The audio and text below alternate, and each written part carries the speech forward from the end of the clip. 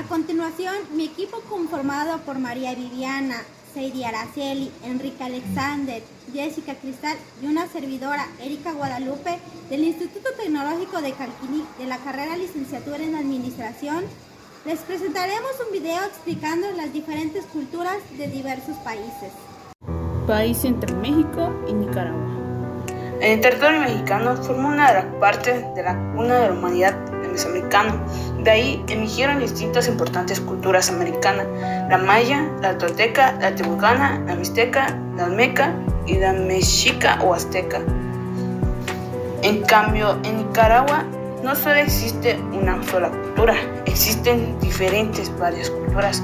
Tenemos la cultura mayagna, la cultura mixteca, la cultura creole, la cultura garifuna, la cultura ulva, la cultura de la meseta de los pueblos, la cultura campesina con diferentes variantes y también la cultura de los grupos ricos.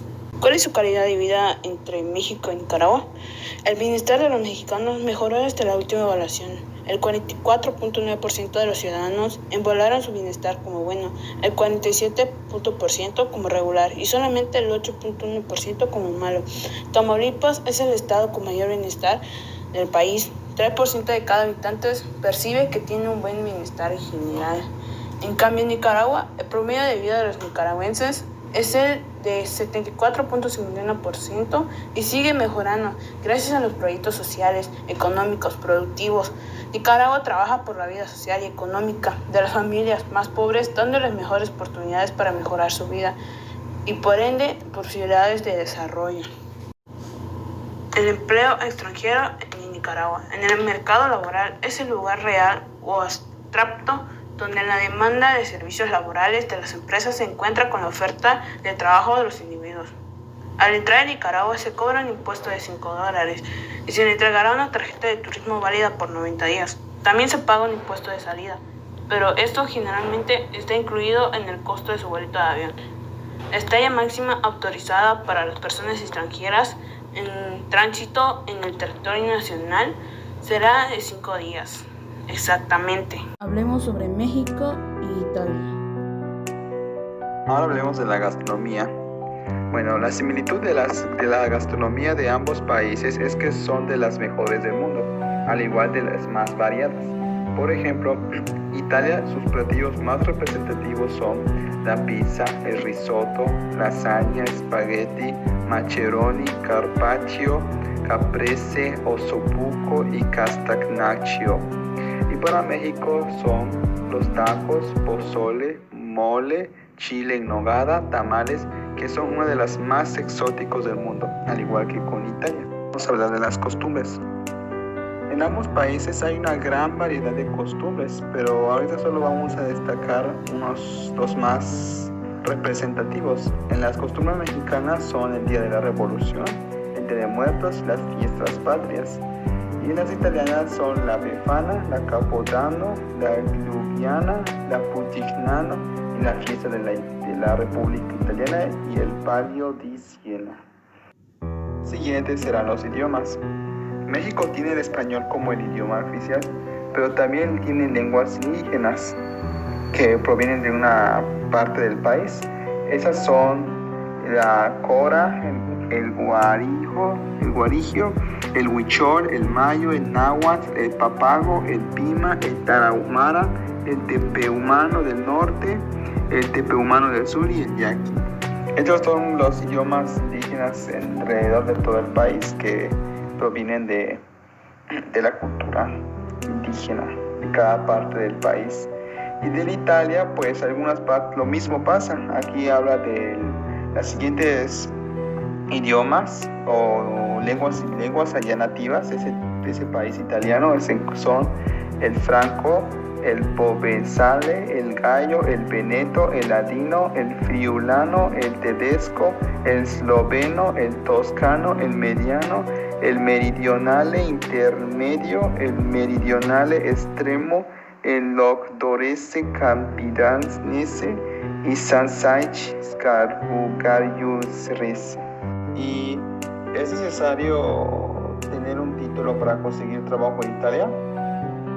En sí, no es importante tener un título para conseguir empleo en Italia, Pero si un profesional lo tiene, pues ya sea de médico, profesional de la salud, ingeniero, contador, etcétera, pues debe homologar su título para que los oficiales italianos lo reconozcan y avalen legalmente sus conocimientos. Pero en sí no es importante, ya que pues a los italianos les importa más la experiencia laboral, tener los conocimientos acerca de lo que vas a entrar o de lo que vas a trabajar en el caso del tema laboral. Las entrevistas laborales se centran exclusivamente en los conocimientos, en la capacidad de lo que sabes hacer.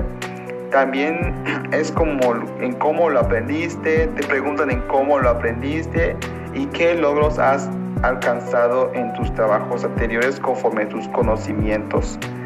Y también, incluso también en el momento de la entrevista se puede presentar, que te pueden pedir que demuestres si realmente eres bueno en haciendo estas cosas, en las cosas que a ti te propongas. Pues esa es la cultura del trabajo que pues se ubica normalmente en Italia. Ahora toca con el tema del empleo. ¿Es necesario saber hablar italiano para conseguir un trabajo en Italia? Sí, porque en el puesto laboral lo requiere, ya sea en una entrevista o en la comunicación entre los empleados.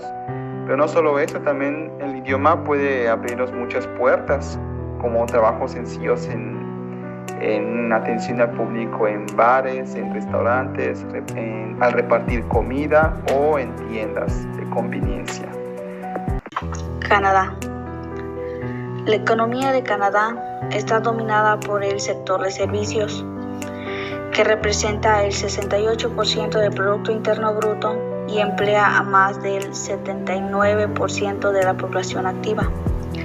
Los servicios más importantes son la educación y la salud, y lo más dinámico son las telecomunicaciones, el turismo, el internet y la ingeniería en especial.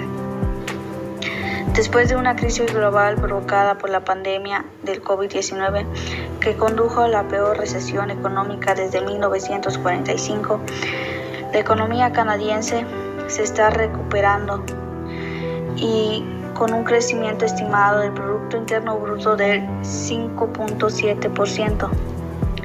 El aumento de los precios mundiales del petróleo impulsó a la recuperación económica al tiempo que relajó las medidas de confinamiento para respaldar la demanda interna. El Fondo Monetario Internacional espera que el país crezca más rápido de las tendencias previstas a la pandemia, con un propósito de crecimiento en este año de 4.9% y de 2.6% en el año 2023. México y Polonia. Cada país tiene sus costumbres que pueden resultar raras y sorprender a la gente que viene de fuera. La tolerancia religiosa en Polonia, aunque el 90% de los polacos se declaran católicos, también abundan los mezquitas, sinagogas e iglesias ortodoxas, además de los católicos. En Polonia hay 500.000 de feligreses de la Iglesia Ortodoxa, 130.000 testigos de Jehová, musulmanes y otros fieles. La jornada laboral no puede exceder 8 horas al día y por término medio 40 horas durante 5 días a la semana. El trabajador tiene derecho a vacaciones anuales ininterrumpidas y retribuidas. La duración de las vacaciones son las siguientes: 20 días hábiles cuando la antigüedad de la empresa es inferior a 10 años y 26 días hábiles cuando la antigüedad de la empresa es igual o superior a 10 años. Actualmente, el salario mínimo mensual en Polonia es de unos 662 euros brutos. Ningún trabajador en el sector formal de México debe ganar menos de un salario mínimo, el cual podemos entender como la cantidad mínima que debe pagarse un trabajador por una jornada laboral de 8 horas. Y para tener un buen nivel educativo y de competencia es un requisito importante para encontrar un empleo. En Polonia, el 93% de los adultos de 25 a 64 años han terminado educación media superior. Es un cifrado mayor a un promedio del OCDE de 79%, cuando en México se necesita por lo mínimo una licenciatura. En el 2018, el comercio entre México y Polonia superó los $1.300 millones y en 1999 al 2019, la inversión acumulada de Polonia de México alcanzó los $20.7 millones con el impulso de alrededor de 100 empresas. Los vínculos entre ambos países se han caracterizado por la solidaridad mutua y tienen sólidas bases históricas. En 1943, México recibió a cerca de 2.000 refugiados polacos, conocidos como los niños de Santa Rosa, que huían de los horrores de la Segunda Guerra Mundial. Las frases célebres que tienen en Polonia cuando tienen una visita es: Polonia, huésped en casa, Dios en casa, y en México es: mi casa es tu casa. Hablemos sobre México y China. En México, más de 4 millones de niñas y niños no asisten a la escuela y más de 600,000 están en riesgo de dejarla. 2 de cada 5 adolescentes que viven en pobreza extrema continúan su educación más allá de la secundaria. En México actualmente a la nueva generación se le llama generación de cristal. La educación en China es gratuita y obligatoria a partir de los 6 a 15 años y desde pequeños se les enseña que son importantes el valor del trabajo duro, disciplina diaria y respeto a los mayores por edad y jerarquía. Los alumnos estudian más de 10 horas diarias, de 8 de la mañana a 4 de la tarde. El inglés tiene un gran peso en el sistema educativo. Por eso, toman clases de 2 a 3 veces al día. Desde pequeños se les enseña que deben ser los mejores. Por eso, China se encuentra en uno de los primeros lugares en educación. Empleo.